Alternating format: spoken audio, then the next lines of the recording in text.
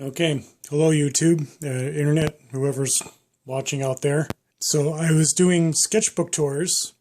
Now I'm going to do drawing book tours. So in college and the first 10 years of my artwork, I was using drawing books like this one, the Strathmore 400 series. And then I would go and get them copied at a professional print shop and sign and number them and try to sell them. So you'll see some of those works in here. Drawing pad number 2, 1999. So this guy is Red-Tailed Hawk. It's actually not actually titled. These are all pencil drawings. Print edition of 50. Signed and numbered. And some of them are also hand colored with colored pencils. So Osprey. A lot of these were out of photo reference books. Some of these have been removed. The originals have gone off to private collections. Long-eared owl, so that was originally in this book. And this is what I was talking about with the hand coloring with colored pencils afterwards. Coloring the black and white. You might remember from one of the sketchbooks from my college days of the buildings at Stanley Park in Westfield, Massachusetts. And this is one of those other buildings that I spent some sunny weekend morning drawing.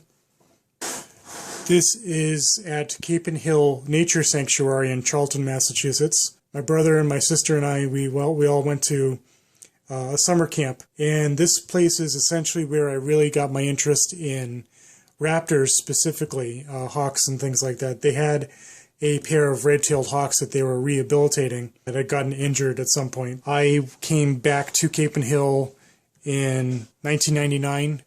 They had a art contest, and I submitted a couple of drawings, including, I think the Eyes Have It one, the great horned owl. The directors at Cape and Hill, one of her relatives ended up buying one of my prints, and I got an email years later saying, hey, they had my so-and-so has this and it's hanging in their living room and I remember you. It's like, that was pretty cool.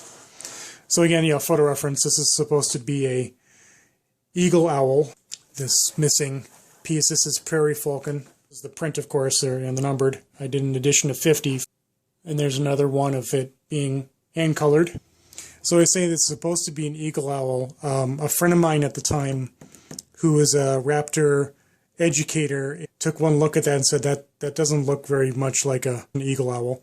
So yeah, that was kind of like a jab that kind of made me rethink, if I'm going to be doing this, I have to be accurate. But less talking, more flipping.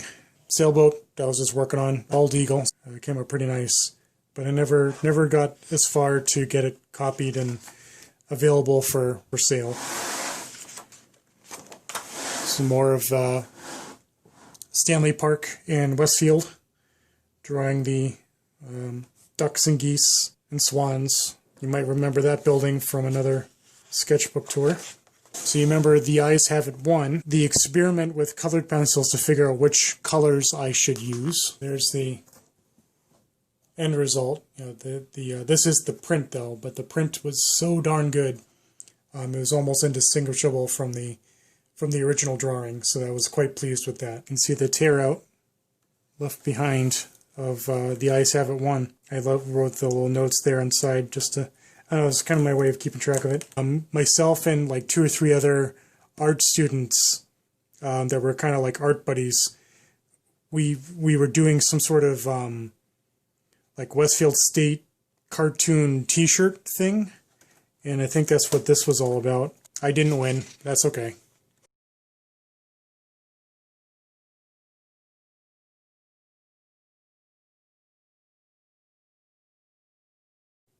Fire station in Sutton, Massachusetts. So I was with an art collaborative gallery in Worcester at a town fair on the Common in Sutton, and I guess I was just sketching the fire station.